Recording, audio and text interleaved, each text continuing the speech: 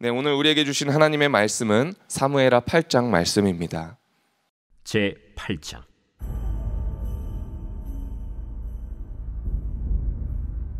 그 후에 다윗이 블레셋 사람들을 쳐서 항복을 받고 블레셋 사람들의 손에서 메덱 암마를 빼앗으니라. 다윗이 또 모압을 쳐서 그들로 땅에 엎드리게 하고 줄로 재어 그 두 줄 길이의 사람은 죽이고 한 줄 길이의 사람은 살리니 모압 사람들이 다윗의 종들이 되어 조공을 드리니라. 르홉의 아들 소바 왕 하닷 에셀이 자기 권세를 회복하려고 유브라데 강으로 갈 때 다윗이 그를 쳐서 그에게서 마병 1700명과 보병 2만 명을 사로잡고 병거 100대의 말만 남기고 다윗이 그 외의 병거의 말은 다 발의 힘줄을 끊었더니 다메섹의 아람 사람들이 소바 왕 하닷 에셀을 도우러 온지라. 다윗이 아람 사람 2만 2천 명을 죽이고 다윗이 다메섹 아람의 수비대를 두매 아람 사람이 다윗의 종이 되어 조공을 바치니라. 다윗이 어디로 가든지 여호와께서 이기게 하시니라. 다윗이 하닷 에셀의 신복들이 가진 금방패를 빼앗아 예루살렘으로 가져오고 또 다윗 왕이 하닷 에셀의 고을 베다와 베로데에서 매우 많은 놋을 빼앗으니라. 하맛 왕 도이가 다윗이 하닷 에셀의 온 군대를 쳐서 무찔렀다 함을 듣고 도이가 그의 아들 요람을 보내 다윗 왕에게 문안하고 축복하게 하니 이는 하닷 에셀이 도이와 더불어 전쟁이 있던 터에 다윗이 하닷 에셀을 쳐서 무찌름이라. 요람이 은그릇과 금그릇과 놋그릇을 가지고 온지라. 다윗 왕이 그것도 여호와께 드리되 그가 정복한 모든 나라에서 얻은 은금 곧 아람과 모압과 암몬 자손과 블레셋 사람과 아말렉에게서 얻은 것들과 소바 왕 르홉의 아들 하닷 에셀에게서 노력한 것과 같이 드리니라. 다윗이 소금 골짜기에서 에돔 사람 18,000명을 쳐 죽이고 돌아와서 명성을 떨치니라. 다윗이 에돔의 수비대를 두되 온 에돔의 수비대를 두니 에돔 사람이 다 다윗의 종이 되니라. 다윗이 어디로 가든지 여호와께서 이기게 하셨더라. 다윗이 온 이스라엘을 다스려 다윗이 모든 백성에게 정의와 공의를 행할세 스루야의 아들 요압은 군사령관이 되고 아힐루스의 아들 여호사밧은 사관이 되고 아휴두베의 아들 사독과 아비아달의 아들 아히멜렉은 제사장이 되고 스라야는 서기관이 되고 여호야다의 아들 브나야는 그렛 사람과 블렛 사람을 관할하고 다윗의 아들들은 대신들이 되니라. 아멘. 하나님의 말씀입니다. 네, 오늘 우리가 함께 읽은 사무엘하 8장 말씀에서는 다윗 왕이 계속해서 전쟁 이야기를 담고 있습니다. 다윗은 전쟁을 통하여서 땅을 확장해 나아갑니다. 그런데 이건 표면적인 땅만이 아니라 믿음의 확장이 계속해서 이루어지고 있었다라는 것입니다. 우리가 8장 전쟁 이야기를 보면 승패에 대한 긴장감은 별로 없습니다. 역시나 하나님께서는 이미 승리를 주신 싸움과 같이 시원시원하게 그 전쟁을 이끌어 가십니다. 1절부터 블레셋 사람들과의 싸움을 벌입니다. 블레셋은 사울 왕 때부터 계속해서 등장했던 이스라엘의 끈질긴 적입니다. 다윗에게도 마찬가지였습니다. 정말 끈질겼고 또 물리치기 쉽지 않은 적이었다라는 것이죠. 우리 사무엘하 8장 1절 후반절에 이렇게 기록하고 있습니다. 블레셋 사람들의 손에서 메덱 암마를 빼앗으니라.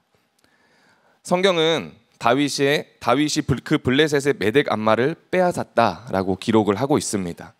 블레셋은 가드, 가사, 아스돗, 아스글론, 에그론 이 5개의 도시 국가가 연합해서 만든 국가입니다.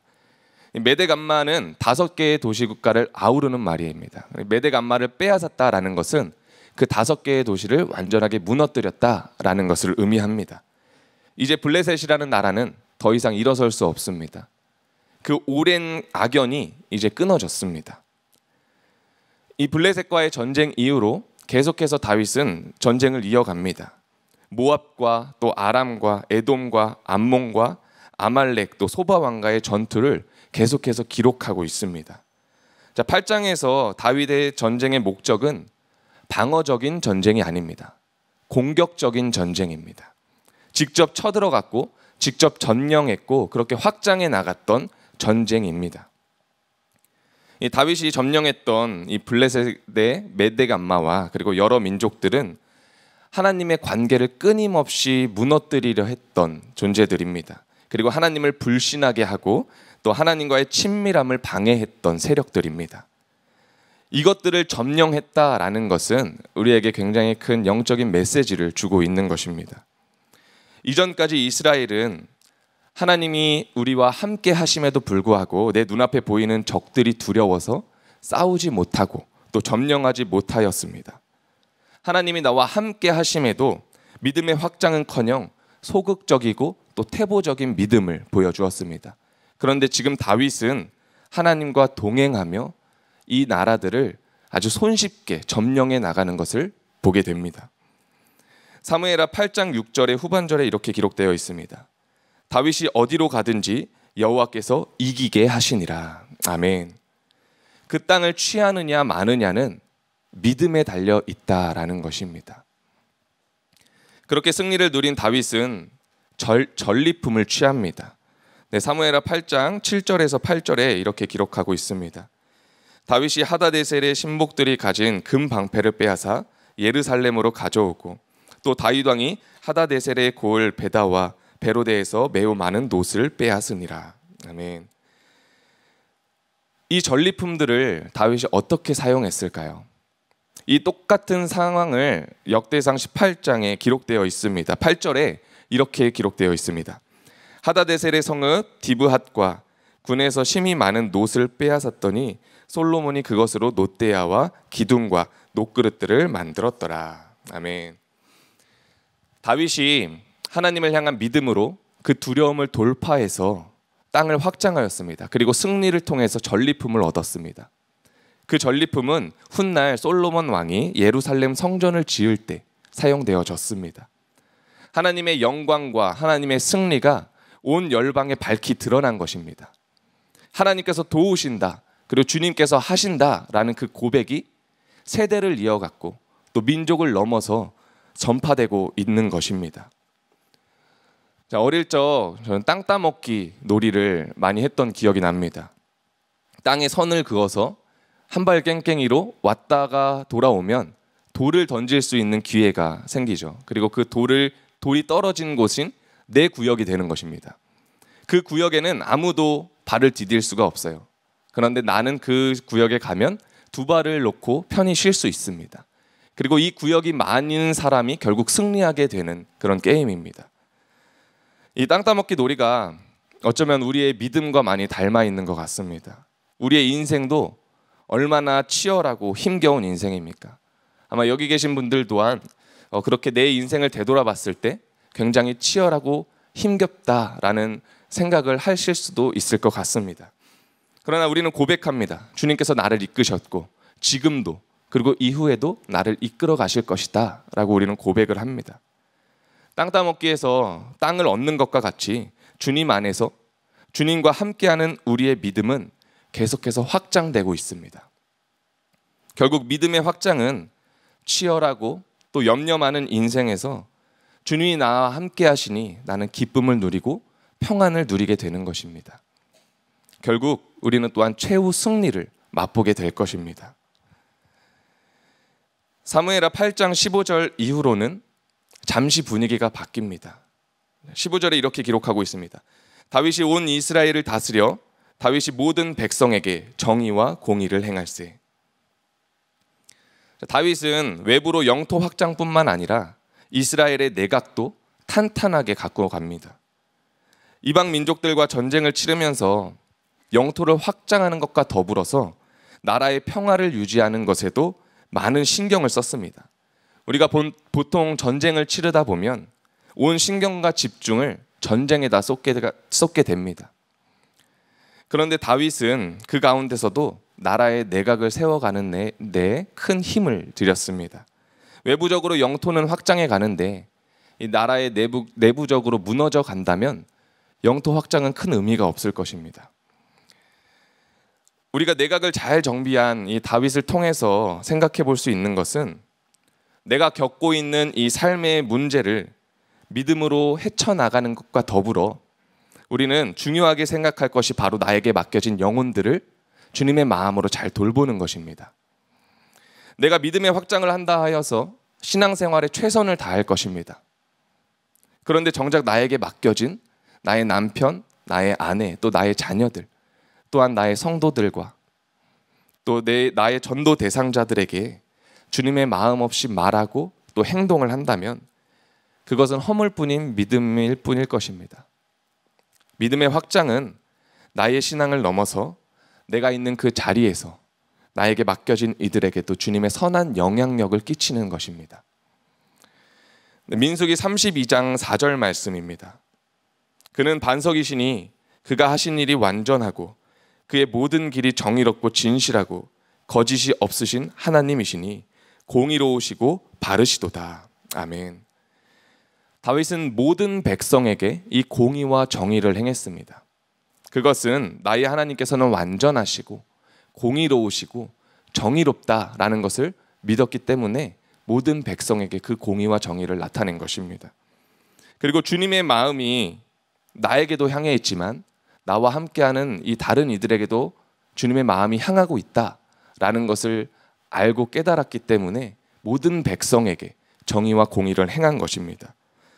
이와 같이 우리도 나의 믿음의 확장을 통해서 내가 속한 그 공동체에 온전히 주님을 드러내시는 저와 여러분이 되시기를 축복합니다. 여러분, 인간이란 존재는 끊임없이 닥쳐오는 그 문제 앞에서 늘 불안과 걱정 그리고 근심 속에 살아갑니다. 그런데 그것들이 결국 우리가 하나님을 전적으로 신뢰하는 것을 가로막을 때도 있습니다. 창조주 하나님을 믿는다고 하면서 그리고 예수 그리스도를 믿으면 나는 구원을 얻는다라고 말을 하면서 삶의 작은 문제 앞에서 또는 내가 감당하기 힘겹고 어려운 문제 앞에서 믿음으로 나아가지 못할 때가 많이 있습니다. 뿐만 아니라 우리는 늘 같은 죄 앞에서 무너져 내리기도 합니다. 누구는 불평과 불만일 것이고 누구는 짜증과 화를 내는 것, 누구는 미움과 정죄 등 그 죄 앞에서 우리는 무너져 내립니다. 마치 이 죄는, 이 문제들은 내 삶에 전혀 끝이 보이지 않는 싸움인 것 같고 나는 이것을 이길 수 없을 것만 같은 그런 생각이 들기도 합니다. 그런데 이미 예수 그리스도를 통해서 우리 삶의 모든 문제들 가운데 주님께서 우리에게 승리를 주셨습니다. 나의 연약함으로 인한 죄 가운데도 주님께서는 승리를 우리에게 주셨습니다. 자녀의 문제, 가족 구원의 문제, 또 사업과 직장의 문제, 나의 연약함과 또 나의 성질의 문제, 그 어떤 문제 가운데서도 우리가 서 있어야 할 자리가 어디이냐? 문제를 바라보며 그 문제 앞에 두려워하고 정복하지 못하며 쩔쩔매는 자리가 아닙니다. 우리가 있어야 하는 자리는 믿음으로 돌파하기 위해서 결의에 찬 자리입니다. 다윗이 어린 시절 골리앗과의 전투를 한번 생각해 보시기를 바랍니다. 사울 왕과 이스라엘의 군대는 그 골리앗 앞에서 두려워하여 쩔쩔매었습니다. 자신들이 하나님의 군대라고 말을 하면서도 쉽게 나아가지 못하고 하나님을 온전히 신뢰하지 못하였습니다. 그런데 소년 다윗은 어떻습니까? 돌멩이 5개 들고 저 골리앗 앞으로 달려갑니다. 돌진합니다. 그리고 이 8장에서와 같이 이스라엘 왕이 되어서도 수십 년간 쩔쩔매던 그 블레셋의 메덱 암마를 믿음으로 돌파하여서 점령합니다. 그리고 이방 족속들을 믿음으로 무찌릅니다. 이것이 바로 믿음으로 돌파하는 자의 삶입니다. 방황하던 중학생 자녀를 둔 한 집사님이 계십니다. 그 중학생 아들은 흔히 노는 아이였어요. 근데 그 아들이 어느 날 친구들을 데리고 교회를 왔습니다. 그렇게 교회를 다니다 후에 교회 분들이 이 친구들을 본 거예요. 밖에서. 근데 그 친구들이 오토바이도 타고 담배를 피고 있는 모습을 본 겁니다. 깜짝 놀라서 교회 분들이 그 집사님에게 찾아왔어요. 그리고 얘기를 하는 겁니다. 집사님 아들이 이런 친구들과 어울리고 있습니다. 어떻게 관리가 좀 필요할 것 같아요. 걱정스러운 마음에 얘기를 했던 것이죠. 얼마나 놀랍겠습니까? 얼마나 두려움도 있었겠습니까? 물론 학생이기에 잘못된 행동을 했을 때 당연히 그 집사님이 혼내셨겠죠. 그런데 그 집사님의 고백은 교회 분들에게 이런 소리를 들었을 때 사실 큰 걱정과 두려움이 없었다라고 합니다. 왜냐하면 하나님께 이 자녀를 맡기고 하나님께 이 자녀를 위해 계속해서 기도하고 있는데 무엇이 두렵냐는 것입니다. 하나님께서 내 기도에 귀를 닫지 않으실 것이고 또 하나님께서 내 아들을 포기하지 않으실 것이다. 하나님께서 반드시 주님의 길로 인도하실 것이다 라는 확신이 있었기 때문이랍니다. 그렇게 더욱 힘써서 주의 일을 감당하셨다라는 간증을 들었습니다. 그 중학생 아들이 어떻게 되었을까요? 결국 그 어머니의 믿음의 기도로 회개하며 또 신학교를 갔습니다. 그리고 주의 종의 길을 가게 되었다라고 합니다. 물론 이 집사님의 간증이 우리에게 모두 동일하게 이루어지지는 않을 것입니다. 그런데 이 간증을 통해서 우리가 붙들 수 있는 것은 여호와 하나님을 신뢰하고 그 안에 모든 걱정과 염려를 맡길 때, 그 믿음으로 우리가 돌파할 때 주님의 역사하심을 우리는 반드시 볼 것이라는 것입니다. 그리고 그 역사를 누린 우리는 복음의 증인이 될 것입니다. 우리가 해야 할 것은 두려움과 염려 속에서 계속 넘어지고 계속 패배하면서 쩔쩔매는 것이 아닙니다. 계속해서 우리는 믿음으로 돌파하며 주님과 함께 동행하는 것입니다. 요한일서 5장 4절에서 5절 말씀입니다. 우리 함께 한 목소리로 읽어보겠습니다. 무릇 하나님께로부터 난 자마다 세상을 이기느니라. 세상을 이기는 승리는 이것이니 우리의 믿음이니라. 예수께서 하나님의 아들이심을 믿는 자가 아니면 세상을 이기는 자가 누구냐. 아멘. 다윗이 어디로 가든지 여호와께서 이기게 하시니라. 여러분, 우리에게는 돈도 없고 힘도 없고 능력과 지혜가 없을 수 있습니다. 그런데 우리에게 있는 것이 무엇이냐면 이 세상 무엇과도 바꿀 수 없는 십자가의 능력이 우리에게 있습니다. 주님께서 이미 십자가의 죽으심으로 그리고 부활하심으로 우리에게 승리를 주셨습니다. 사망 권세 이기셨고 우리를 죄의 세력으로부터 구원하셨습니다. 더 이상 우리에게 두려울 것이 무엇이 있겠습니까? 근심과 걱정할 것이 무엇이 있겠습니까? 죄의 굴레 앞에서 우리가 낙심할 것이 무엇이겠습니까? 블레셋의 메대감마는 점령되었습니다.